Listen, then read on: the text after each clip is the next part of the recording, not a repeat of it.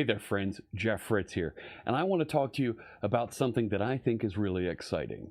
I've been working on this library of components called the Blazor Web Forms components. It's a very complex set of components with tools and scripts and all kinds of documentation that are around it, and it's really tricky for folks to understand. So I wanted to put together a little bit of a chat bot that could mine data out of my documentation and help out developers who want to work with and use these components inside their applications.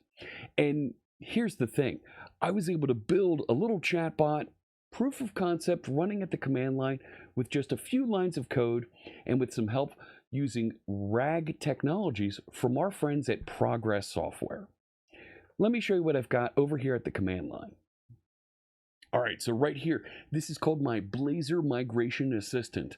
We'll build this out into something more, but I just wanted to get started and get the technology working here, and I can start to ask questions of how I can work with the components and controls that help me migrate from ASP.NET Web Forms to Blazor. So let's ask it, how can I get started migrating a grid view control? And there we go. I get an answer. It's got all kinds of documentation here for me, telling me just how to get started and take those first steps. This is pretty good.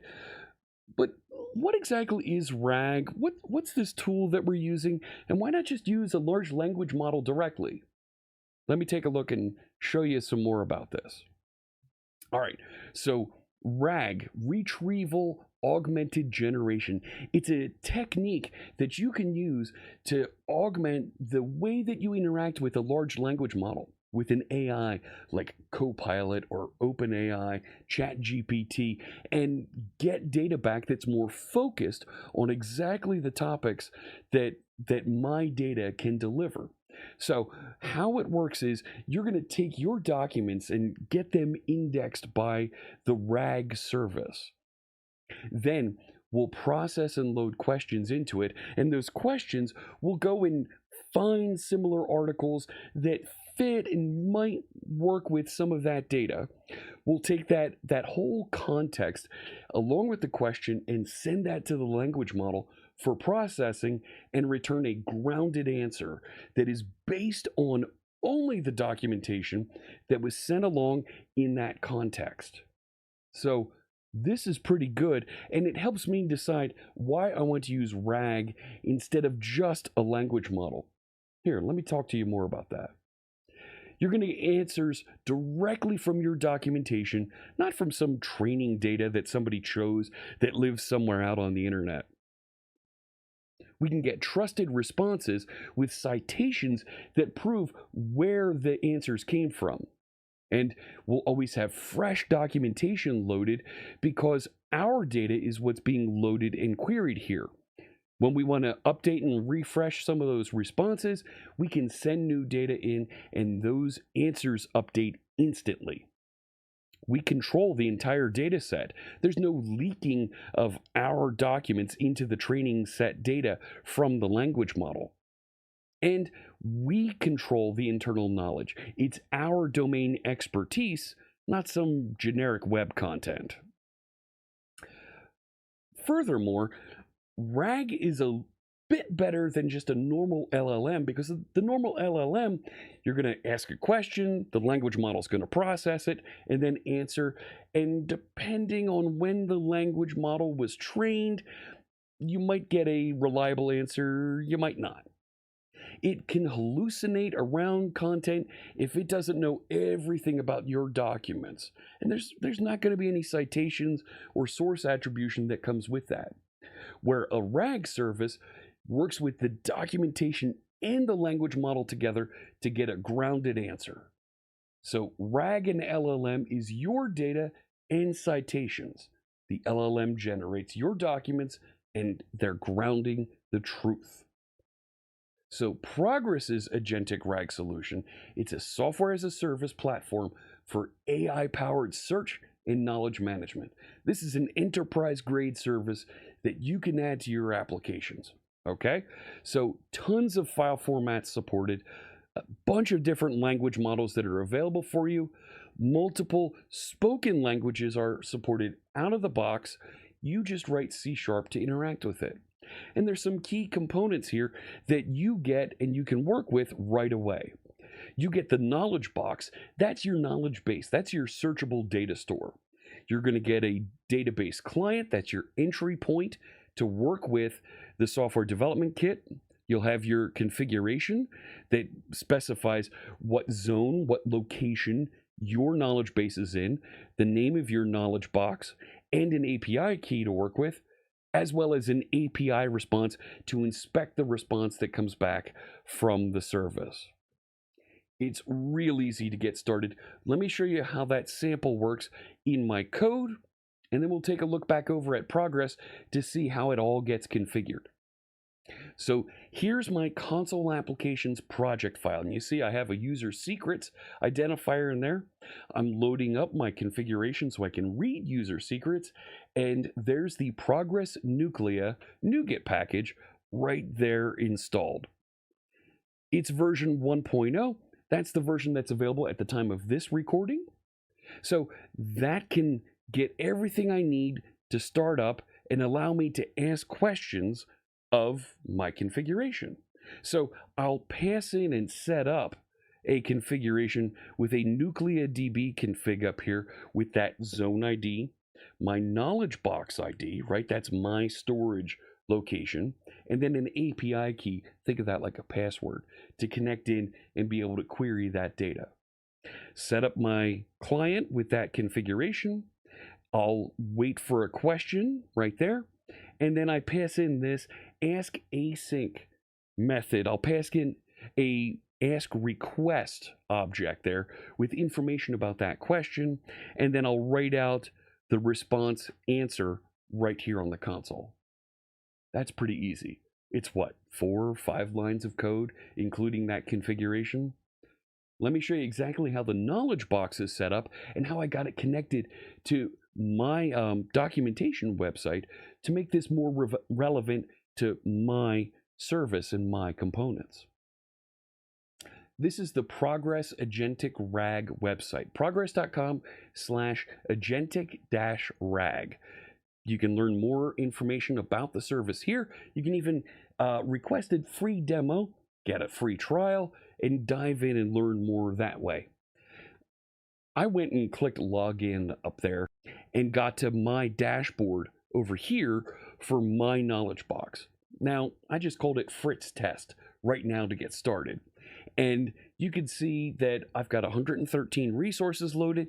Here's some of the recent resources that were processed right here in this box. So my data is loaded, it's out there, I can start working with it. How did I get the data in there? Well, there's a button up here, Upload Data. And you can see there's a bunch of different ways that you can choose to get data loaded into your knowledge base. In my case, I had markdown files that were sitting on GitHub that were being turned into web pages for a documentation site.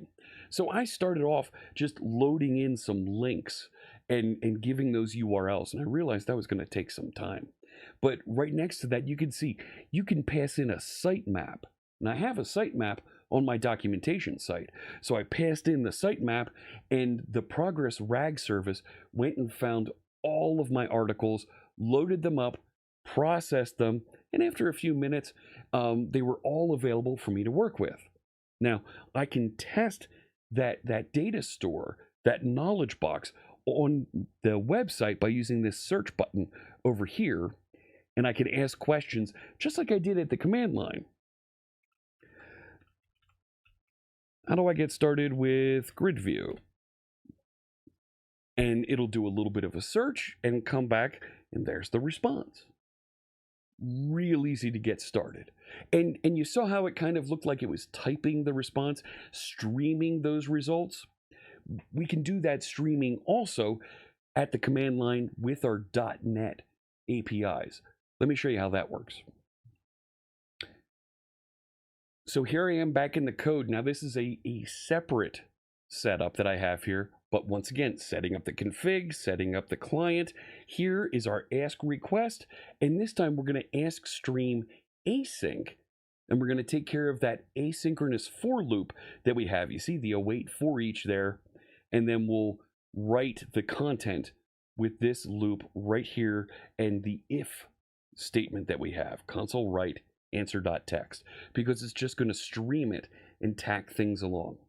Now, I've hard-coded a question this time. How do I get started with the Blazor Web Forms components? So let me go back over to the console and let's run that. So here it is. We'll get it started building. And here comes our response. It's going to stream that through. And it typed it through so quick. And we've got all of our response. Not bad, right? I've got an easy way for me to interact with this. But I also want to make sure that I include citations when I interact with this. Let me show you how we can add citations to the response as well. All right, so here we are in another configuration that I have. This time, once again, set up the config, set up the client. I have a hard-coded question. What properties does the calendar component support in Blazor? And this time, when I set up my ask request, instead of just passing in only the question, I'm also going to say citations true. I do want to get citations returned with all of my responses. So now I'll set up a dictionary to receive those sources and citations. And when it returns, I'll ask and stream it asynchronously. When I get an answer, let's write out the answer. But when I get some retrieval content, let's put it in our sources, and the content will log that as well so that we can list out those citations at the end. All right, let's take a look and see how it works this time. All right, so what properties does the calendar component support in Blazor? And my answer starts loading up, and here it comes. Boom, look at that. So I have information about all the different properties here, and my sources are links into my knowledge box there that I can format and turn back into full URLs with information about every piece that it returned. It's got citations to show me here's where this information came from. It's really great. I'm just scratching the surface, getting started here with using Progress Agentic RAG. It's so easy to point it to your website, to your content, to upload content, and get it all parsed and loaded into that repository. You can even set up scheduled jobs so it refreshes content on a regular basis as your documentation, as your documents get updated. Progress will fetch and update your content. I want to show you so much more with how I'm learning and using the Progress Agentic RAG solution. I hope you stick around. I've got more videos coming in this series that are going to show you how you can make your data, your knowledge bases smarter and more accessible to your customers with Progress Agentic RAG.